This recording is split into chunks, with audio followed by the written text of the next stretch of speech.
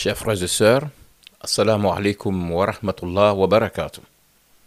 Notre réflexion du jour s'intitule Agir pour l'union et la cohésion sociale.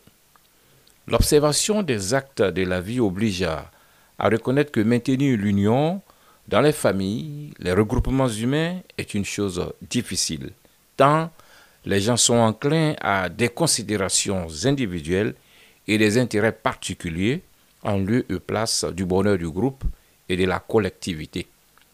Il suffit pour cela de voir comment des groupes, notamment religieux, se fragmentent à l'infini ou encore la multiplicité des conflits dans le couple, les familles, les villages et communautés.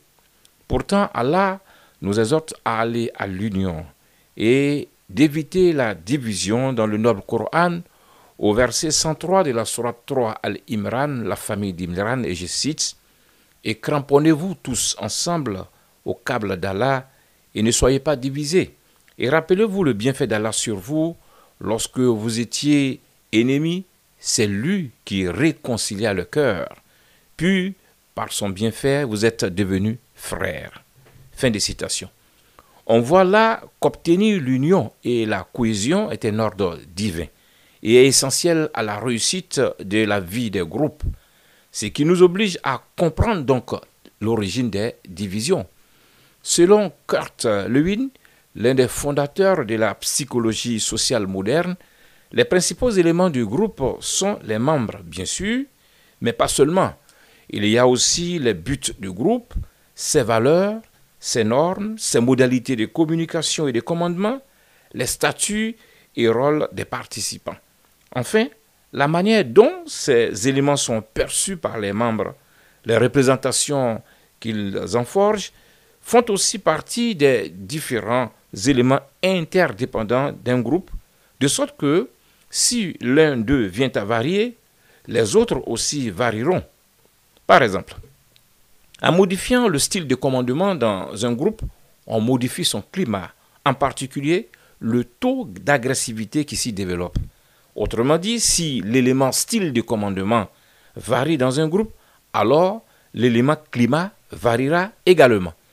On comprend là que le succès du groupe dépend des normes et valeurs qui le régissent, mais aussi du leadership qui accompagne leur mise en œuvre et le respect par l'ensemble des membres de ces codes.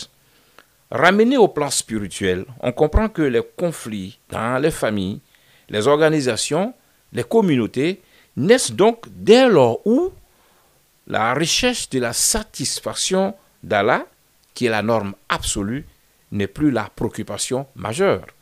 Ainsi, incombe-t-il à tout leader ou chef de famille de définir comme valeur et norme devant régir sa famille ou son groupe la recherche de l'agrément d'Allah et de mettre en œuvre une éducation des membres de sa famille ou du groupe pour les intérioriser et les mettre en œuvre. Mais aussi, continuer à prier Allah et à poser des actions de bienfaisance dans cette intention afin qu'Allah mette un rempart sûr contre Shaitan le lapidé qui n'a de cesse de toujours vouloir détruire les unions.